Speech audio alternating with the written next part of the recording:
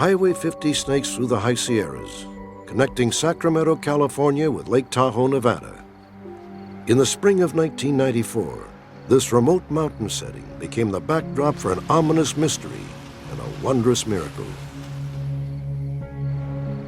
On June 6th, a young single mother named Christine Skubish and her 3-year-old son Nick were driving Highway 50, headed for Carson City, Nevada.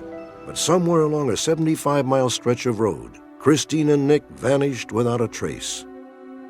A couple days went by and the family called the sheriff's department to report her missing and felt something had gone wrong. And it was at that point that we began to start a missing persons investigation on both her and her son Nick. Do a little singing. Okay, all right. 5 days after Christine and Nick disappeared, Deborah Hoyt and her husband are also driving Highway 50.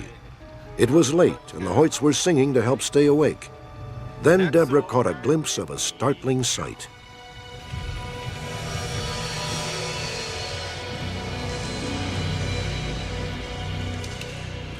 I saw a naked lady laying on the side of the road. Her face was towards me. On her side, her knees were slightly bent, and she had one arm underneath her head and one arm on her head. The Hoyts were dumbfounded. They feared it might be an obscene practical joke or even some kind of trap to hijack their car. They stopped at the nearest phone booth to call the police. Within minutes, 2 cruisers were at the site where Deborah had seen the woman's body. But without a landmark to pinpoint the exact location, the authorities found nothing. It wasn't until sunrise that anyone began to suspect that the sighting might have something to do with the disappearance of Christine and Nick Skubish. At the urging of Christine's family, Deputy Strasser decided to investigate further. I thought maybe it'd be worth taking another look in the daylight. Knowing working at night with spotlights and flashlights, it's difficult to see a broad area, and I could use the sunlight to my advantage. Deborah Hoyt had pinpointed a particularly dangerous stretch of Highway 50, known as Bullion Bend. As I was driving in the area, I saw a little black child's tennis shoe.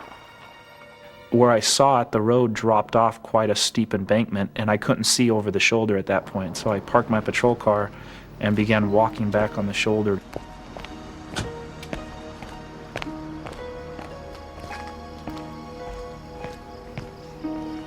At the bottom of a ravine lay the twisted remains of Christine Skubish's car.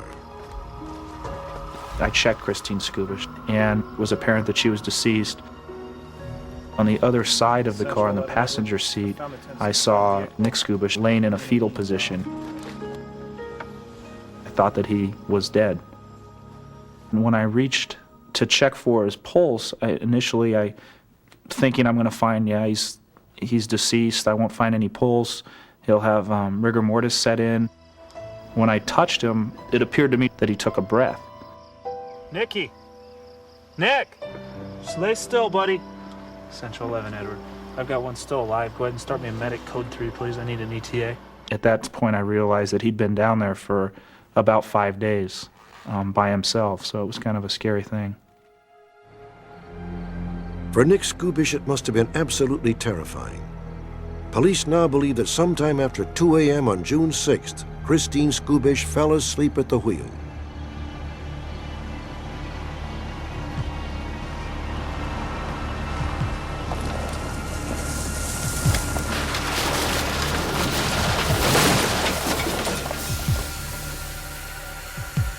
The car came to rest at the bottom of a steep incline. There it sat, its roof sheared off, for 5 days. Perhaps thousands of motorists passed by the scene of the crash, unaware of the drama unfolding just out of view. Christine Skubish had been killed instantly. 3-year-old Nick found himself all alone, with no way out and no one to talk to. As far as what he did those 5 days, he probably stayed there. He talked to his mommy. I mean, his mommy was all he had. He talked to his mommy. She didn't talk back, and then he went into unconsciousness. I don't feel that he ever knew fear. He had his mom. He didn't know I'm sure in his little mind, he didn't know his mommy was dead. His mommy was there with him. As long as his mommy was there, he was okay. Against all odds, Nick Skubish had survived 5 days of blistering heat and 4 nights of cold, dark solitude.